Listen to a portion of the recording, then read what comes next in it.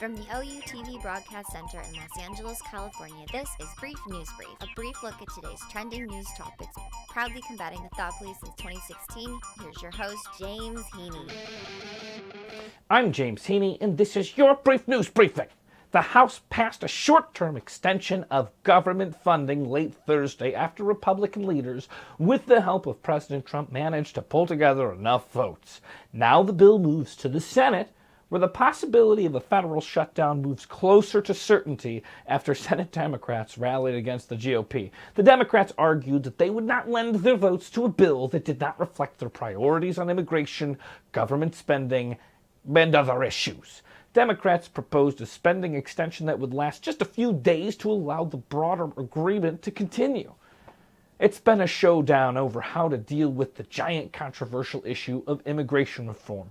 Talks were derailed last Friday after everybody was so hopeful. They were derailed after there was a meeting and the White House Trump specifically used some tough language to describe undesirable immigrants. Brokenhearted from his fallout with Donald Trump, Lindsey Graham said, "We don't have a reliable partner in the White House to negotiate with. Oh, yeah. This has turned into an S show for no good reason." First of all, Lindsey Graham, I'm sorry. I don't have any pity. You have made the bed. Now sleep with it. But when you say an S show, you're making a reference to the S-hole comments. Now, I am so sick of hearing S-hole, because every time I hear S-hole, I'm listening and hearing the word asshole.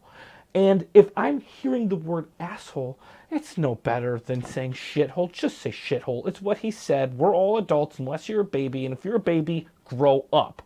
All right? Passing budgets is the one thing Congress constitutionally does. And they have been passing on these CRs, continuing resolutions, for, I don't know, forever. I mean, maybe it's not exactly forever, but it's a really, really long time, and I'm not sure that anyone has been able to keep track of it. It's come together and all they gotta do is come together and write a real budget for the country. It's sure to be a showdown. The clocks are counting down. We're just hoping it's not a government shutdown.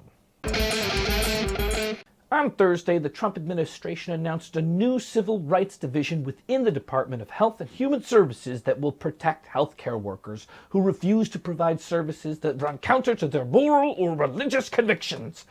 Basically, doctors, nurses, and others who feel that they want to discriminate against patients on the basis of sex, gender identity, and sexual orientation will be protected by the American government. These healthcare workers complain that providing health services to certain individuals violates their beliefs. Further, if a healthcare worker is pressured by their employer to treat a patient that would violate their belief, and that healthcare worker's complaint is found to be valid to the HHS director under Donald Trump, that's who he answers to, that healthcare facility could lose federal dollars, or could just lose all of their funding completely.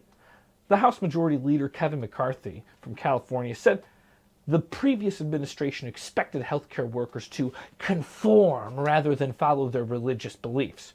What a difference a year makes, he added. Yeah, what a difference a year makes. A man in Montreal, Canada, built on the side of the road in a parking ticket area a full-size DeLorean, the car from Back to the Future, and he made it completely out of snow. This guy is a 33-year-old machinist named Simon Lepre, and his snow car was so good it fooled a police officer. That police officer had to call in another police officer to decide if this snow car was a real car and whether or not he had to give that car a parking ticket. To which I say, I have never seen a snow car before, and I've never heard of anyone building a snow car before, but to build one that confuses meter maids and parking ticket people? Wow, that's amazing. Basically, these guys were so busy at staring at this snow car and enjoying the pure art of it that less people got parking tickets that day. Alleluia! Finally, a good news story where it's good for the people. You just don't hear these ones that much. The police officers ended up leaving the DeLorean a fake ticket that read, "You made our night. Ha ha ha ha ha ha ha." It's a pretty good story ending. Sadly, I hate to say, even Old Yeller, great movie, sad ending. The snow car was plowed away by Montreal sanitation workers the next day. And don't just hold the tears back. I get it.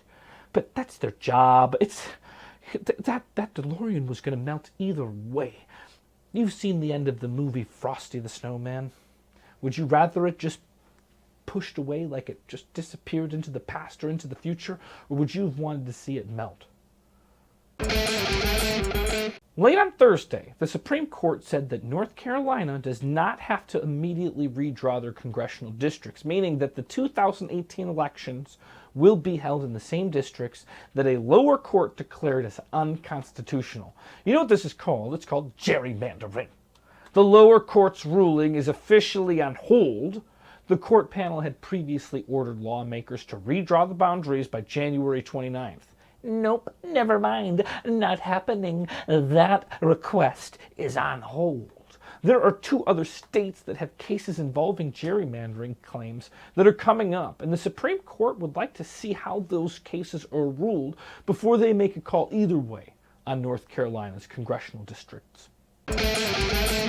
So let's just say, for some reason, I don't know why, it's certainly not anything that humans did, but the Earth no longer works out. We gotta get out of here, like go somewhere else, like move to Mars. Did you ever wonder how we'd survive on Mars? There are a lot of factors, but there's a big factor that scientists are about to test in the deserts of Nevada very soon. It's a cylinder of uranium the size of a coffee can called the Kilo Power Project. NASA and the Department of Energy teamed up to create the first nuclear fission reactor to reach space since the 60s. Currently, nuclear batteries in space that run your average space junk like the Curiosity rover or the New Horizons mission, junky stuff, they use plutonium. But if you want 10 times the power of those nuclear batteries, you don't use plutonium, you dummy. You use uranium. But there's a risk of a nuclear meltdown with uranium, right? Well, that scientists are saying not so much. This device can theoretically provide reliable power for years, even maybe decades. But what's unclear is, will it operate safely in the remote reaches of space? Once it's turned on, long after it leaves the Earth's atmosphere, it will become more radioactive. But the team has designated it so that the reactor will shut down automatically if the power fails. And they plan to put it to a test next month in Nevada. And in my mind, I'm like, well, do we really want to test it in Nevada, saying that what we're testing is whether or not we can ever turn off the nuclear radiation? Why don't we test it somewhere like, I don't know, the moon? Am I the only one here?